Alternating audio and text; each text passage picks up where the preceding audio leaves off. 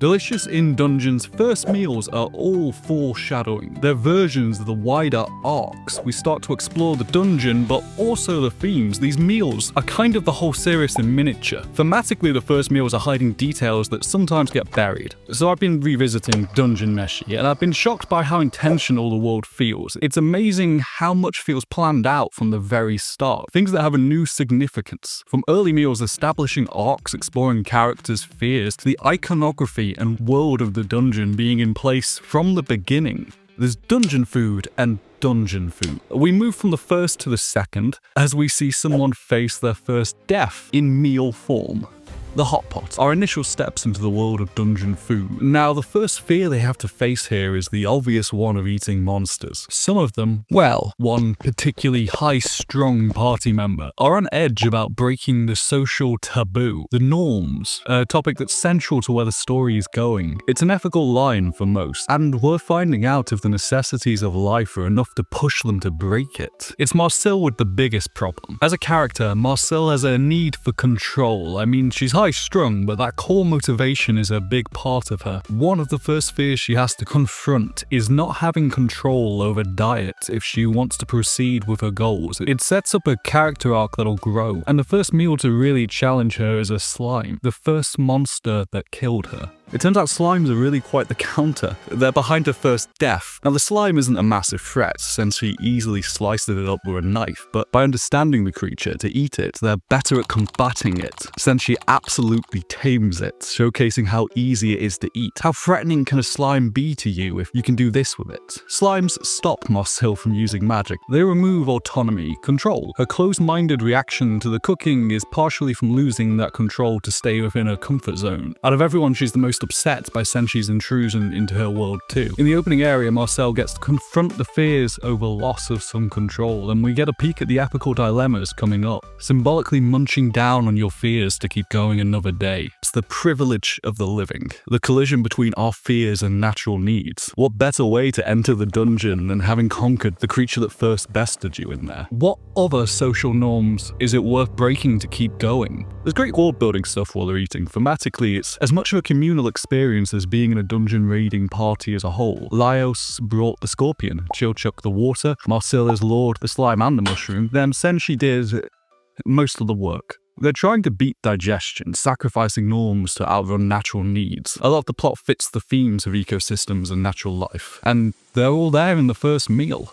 It's not the only meal that gets to the heart of Marcel's character though, there's also the tart up next. Food to cure loneliness. The carnivorous plants and the mandrakes. I'm kind of doing both in here since they're so close in theme and, timing. The big role of is to introduce more of the ecosystem stuff and world building. But not only is the meal dealing with a particular fear, but we even have characters sitting down and just plain explaining their motivation, a driving need for that. It's clear from the start, Marcel is not feeling very useful. She needs to get some control over the situation again and not lose anyone else. But the chain of events to keep the confidence of her friends apparently stretches to murdering a dog without giving it too much thought. So her method of taking out the mandrakes and plants before them didn't go well. She nearly dies again and the others clean things up. I think both can be counted together since they're essentially dealing with the same problem, feeling unneeded. Her half-baked attempts to engage with monsters show a lot about her. She gets her solutions from a textbook. It's before we know her background and why she's in the dungeon. And the core motivation is another case of her trying to look after everyone, to care for them, why she's there in the first place. But Marcel's creative route does lead to some benefits. This meal is different depending on how they harvested it. Marcel's meal tastes better. The meal disposes of her fear of being unneeded, proving beyond just reassuring language that her skills are still going to be useful. These stages are all happening in the more green areas too, which fits learning more about produce in its roughest sense. Eat or be eaten. It kind of sets up the majority of the early themes in one slice. A solid story will do that. She's not entirely there at the end of this chapter, but Marcel's firmest resistance and fear of breaking the social norms has been largely conquered by making it her all the monsters. We're also getting the idea that she's perfectly willing to do some non-normal things outside of just, eating monsters. When it comes to magic, Marcel doesn't really have lines. To control her situation or continue to feel useful in what they're doing, there isn't a limit. Of course, harvesting a mandrake isn't quite on the same level as the dragon resurrection, but it's revealing about the character and where she's going. It's the same impulse of ignoring any cost. The core of the story, though, is the desire to be useful to the communal group.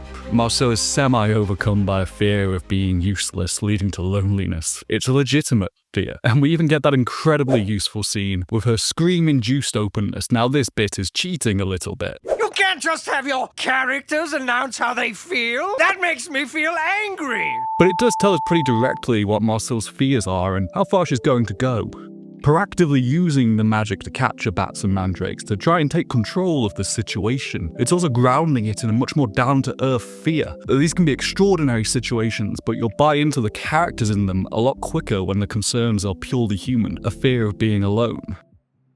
In cooking the meal, they also gain understanding about better methods of using the mandrakes, which is very much how Laios operates, using food for discovery.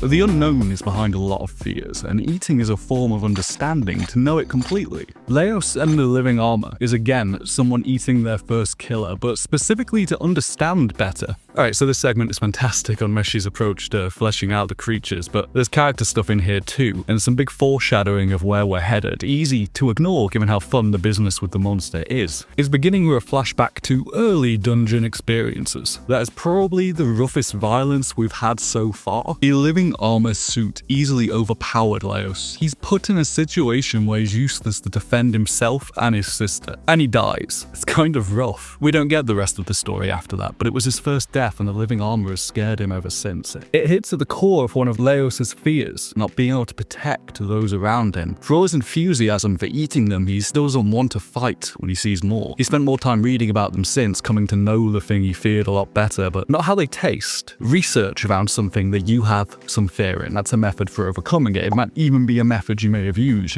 researching something you're anxious about. It's sound, and it seems to be how Laios approaches it. To taste the living armor, to really understand it, would likely settle his fear, and not just of living armor, but to get a bit more confidence in the dungeon in general. Food as a tool to know a thing, as a stand-in for how research and understanding can dispel fears or anxieties. It's more than a meal. So Laios begins his investigation to eat and understand the armor. All he gets at first though is another stronger living armor. But then, they are edible. Once Laios understands this, he seems a lot more at ease with the idea of them. The living armor's antics, after he's figured out the colony, become almost comical. You can see any fear of them leaking away as he's gotten the knowledge of how they work. Now they're fascinating, and look at the way they're drawn and shot before and then after the reveal. They become slapstick. As Laios' understanding gets him over a fear, the audience's view of the living armor changes too. Laios uses a living armor infected sword from this point onwards, one with some important iconography, going from carrying a reminder of a monster that frightens him to domesticating and wielding it. Mastering his fear, the sword even sports wings. This is before its change after the run-in the cleaners later in the series, but we're beginning to see the iconography of the story fall into place, starting with Laios' innate insistence on discovery, his obsession with monsters going far enough to bring the monstrous into himself.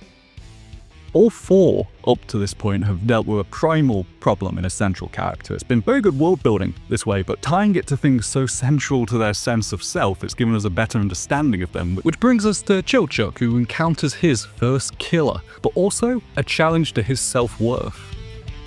In the depths of the early meals, there's two big ones of note. The best boy over here. Both have a lot to do with his self-worth. Like Marcel's fear of loneliness, Chilchuk's higher needs are in question. And there's the mimic, the thing that first killed Chilchuk, which gets eaten. But first is that bit with all the traps, where he gets to do some cool guy stuff.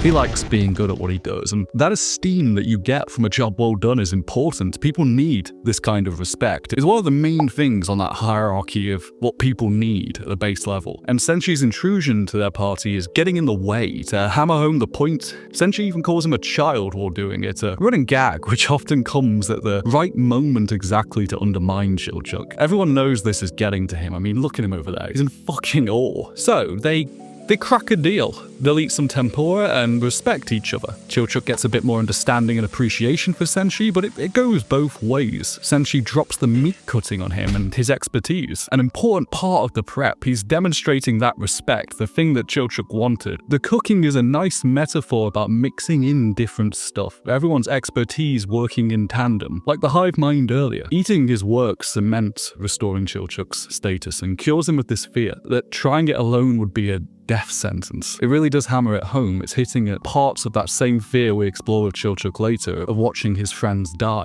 Now here it's just dying because they won't keep still and just listen to him. And later it's a much worse fate. But it's the opening arc. This is the same fear but not quite as serious. The core needs and character are addressed. Then we can move on to one of the most primal fears, mortality. We've seen a lot of the first deaths so far, but what happens if no one comes for you? There are some grisly fates in the dungeon. This is the first time they're eating a representation of what a person could turn into in the dungeon. Not the last, though. These aren't the wacky ghosts, but more actually frightening idea ghosts. The fear and foreshadowing here is the main plot at the moment. Trying to bring back Farlane, you're supposed to be thinking about her, and you know what happened to her in the very first meal depicted. We have direct flashbacks to her too, with Marcel and Farlane's different approaches to putting ghosts at peace. Given that she's currently inside of a monster, it's not too far of a stretch to say her ghost stuff flashback is specific, it's intentional, it's tying the two fates together, taken by a ghost in death or a dragon, consumed by the dungeon, made into something worse than just simply dying. There's a fear underpinning the ghost encounters. We even get a proper explanation of these ghosts a bit later in, who they are, which adds a bit of context to their sorbet. At one point they're just trying to run from them, the same way they're trying to outrun Farlane's fate in her stomach. Laios pretty much tastes death and starts picturing where Farlane is, that it was his fault she got eaten. The ghosts bring up that existential fear and guilt of what happened to his sister, what could be happening to her,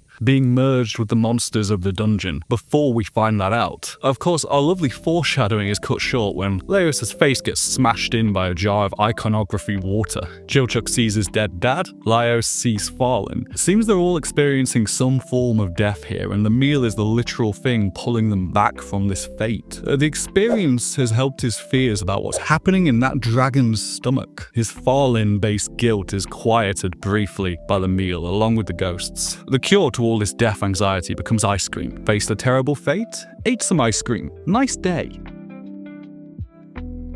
Now, Senshi is kind of different, but it does still fit. In fact, there's a couple of early Senshi meals which absolutely lays the groundwork for the darker turns that are coming. His first death isn't part of the opening arc. He's too good at dungeon life for that, but it's one of the best examples of how food and fears are linked here. And his initial character arc is summed up by the first meal too. Senshi's main thing has been being part of the dungeon ecosystem. We enter the story a little further into Senshi's arc than everyone else's. The griffin soup might be the vital meal for his arc, but the golems are the important dish for him, which I think fits his role. Separating it illustrates that Senshi's arc isn't the same as the other party members. He's already a creature of the dungeon. Senshi has domesticated golems because why not? They're great places to farm. A lot of his fears in the later episodes come from being lost in the dungeon. The continued cultivation of his way of life is definitely addressing the fear of being trapped without substance in there, a fear of lack of self-sufficiency. He saw a group of dwarves get decimated from a lack of supplies. By cultivating things like the golems, he's able to conquer this fear and then eat it. The colors are also fantastic for world building the dungeon, but it's great for setting up everything we need. Senshi views the golems as a symbiotic relationship, which would kind of describe his relationship with the dungeon as a whole, and it's another good stand-in for the interdependency between party members. Nearly all early meals have had this relevance to connection, from hive minds to this. In this sequence of meals, there's also Anne the mare horse, the kelpie. It's right after the mimic rounds off the initial meals. Everyone's eaten something to do with their baggage going into the dungeon. They've begun to grow and become something else. Senshi has to eat the horse again. Well, it's before we really learn of the significance of the horse or its name, but he does still have to eat it. Each of Delicious in Dungeon's early meals factors into the character arcs, but I mean also where the story is going, and they achieve a lot in world building. Going back through, there's a lot that didn't feel significant before that's taken on a bigger new importance. The most obvious example of this is probably the living paintings, a lore dump. They're the backstory of everything that's going to be important, and all done under the guise of this just being a meal of the week. The paintings are the obvious one, but the other meals are doing the same thing in a quieter way. I think it's particularly impressive writing, which is something we see across the manga really, the intentionality of the world. Nothing is here just for the sake of it. Dungeon Meshi isn't the longest story, which allows it to be a lot more tightly woven than something sprawling. Returning to its earliest segments, it feels like it's been perfectly designed for where the story goes. The depths of the earliest parts show how tightly plotted the world of Delicious in Dungeon is.